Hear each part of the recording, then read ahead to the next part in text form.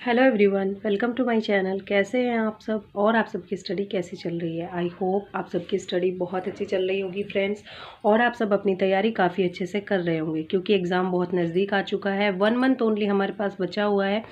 5 से 6 दिन एक्स्ट्रा है, उनको हम नहीं ऐड करते हैं क्योंकि 4 से 5 दिन जो है वो लग भी जाते हैं इधर उधर, लेकिन 1 महीना मानकर चलते हैं। और ये लास्ट 1 मंथ की जो प्रिपरेशन है ये हम लोगों को सिलेक्शन दिलाएगी। ठीक है, ये चीज़ आप मानकर चलिए। अब तक हमने जो पढ़ा है, जो किया है, वो बेशक बहुत ही ज़्यादा ज़रूरी था और बहुत ही ज़्यादा इम्पोर्टेंट रहता है पहले से पढ़ना, लेकिन at the end of the time 1 महीने पहले की जो तैयारी होगी, 1 महीने पहले की जो कंसिस्टेंसी होगी, जो कंसंट्रेशन और जो फोकस के साथ तैयारी की जाएगी, वो मायने रखती है। वो हमें सक्सेस की तरफ ले जाएगी, सिलेक्शन की तरफ ले जाएगी।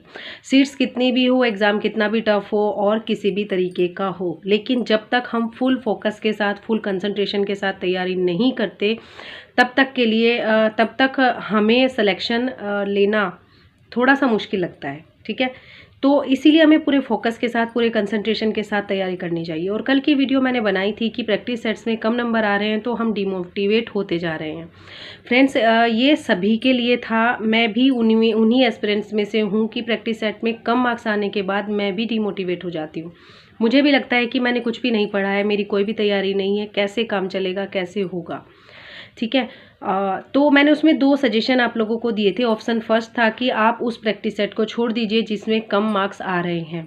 ठीक है, सेकंड ऑप्शन ये था कि प्रैक्टिस सेट कीजिए लेकिन उसका स्ट्रेस मत लीजिए कि मार्क्स कम आ रहे हैं। अपनी प्रैक्टिस पर ध्यान दीजिए, अपने वीक पॉइंट्स को कवर अप कीजिए, जो जो वीक पॉइंट्स हैं उनको अच्छे तरीके से कवर कीजिए। तो उसमें बहुत सारे कमेंट्स आ रहे हैं कि परेशानियों की तरफ से अगर आंख मूंद लेंगे तो कैसे काम चलेगा, परेशानियां ख़त्म नहीं होंगी, परिस्थितियों का सामना करना चाहिए, परिस्थितियों का सामना करने से ही हिम्मत बढ़ती है। यस, ये बात मैं मानती हूँ, लेकिन वो परिस्थितियाँ अगर हमें हर बार डिमोटिवेट करें तो क्या ज़रूरी है कि हम उन्हीं परिस्थितियों में बार बार जानबूझकर जाएं? ये डिपेंड करता है हमारे माइंड के लेवल पर, स्ट्रेस लेवल पर, कि हमारा माइंड कितना स्ट्रेस लेवल ले सकता है। ठीक है, आप हो सकता है कि आप ज़्यादा स्ट्रेस ना लेते हो सकता है कि आप ज़्यादा डिमोटिवेट ना होते हो कम मार्क्स आने पर, लेकिन जो डिमोटिवेट हो जाते हैं उनको ज़रूरी नहीं है कि बार बार एक ही चीज़ को दोहराया जाए। बार बार वो सोचते हैं कि चलो एक बार और प्रैक्टिस सेट सॉल्व करके देख लेते हैं, फिर 2-4 दिन पढ़ते हैं, फिर सोचते हैं कि एक बार और प्रैक्टिस सेट सॉल्व करके देख लेते हैं, और फिर बार बार जब उसमें डिमोटिवेट हुए जा रहे हैं तो कैसे वो पढ़ाई करेंगे, कैसे वो स्टडी पे फोकस कर पाएंगे। तो फ्रेंड्स, ऐसे स्टूडेंट्स के लिए, ऐसे एस्पिरेंट्स के लिए मैंने बोला था कि उस प्रैक्टिस सेट को छोड़ दीजिए। आप दूसरा प्रैक्टिस सेट ले सकते हैं, कोई प्रैक्टिस सीरीज़ ले सकते हैं, ऑनलाइन बैच किसी का ले सकते हैं, कोई क्विज ज्वाइन कर सकते हैं, कुछ भी कर सकते हैं। मैंने आप लोगों को प्रैक्टिस छोड़ने के लिए नहीं कहा था, प्रैक्टिस सेट छोड़ने के लिए कहा था। तो आप इस चीज़ को नेगेटिव वे में मत लें कि परिस्थितियों से का सामना करना चाहिए, उनसे आँख मूंद लेने से वो ख़त्म नहीं हो जाएंगी। ये बात बिल्कुल सही है, लेकिन कहीं ना कहीं अगर वो परिस्थितियाँ आप लोगों को डिमोटिवेट कर रही हैं तो हमें उन्हें नज़रअंदाज करना चाहिए। हमें अपने आप को मोटिवेटेड रखना है, हमें अपने आप को फोकस्ड एंड कंसंट्रेटेड रहकर पढ़ाई करनी है। ठीक है, मेन चीज़ है हमारा जो सिलेबस है, सिलेबस के जो टॉपिक्स हैं, जो पॉइंट्स हैं, उनको हमें कवर करना है। ठीक है, तो हमें उनको अच्छे तरीके से कवर करें, ना कि किसी प्रैक्टिस सेट के कम मार्क्स की वजह से उनमें ही उलझ कर रह जाएं और आगे की जो तैयारी हमें करनी चाहिए, लास्ट 1 मंथ में जो रिवीजन अच्छे से होना चाहिए, वो ना कर पाएँ।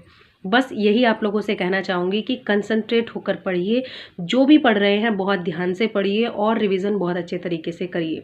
ठीक है, practice set million minds English अगर आपको डिमोटिवेट कर रहा है तो आप उसको छोड़ दीजिए, कोई और प्रैक्टिस सेट ले लीजिए अपने अकॉर्डिंग, जो आपको सही लगे।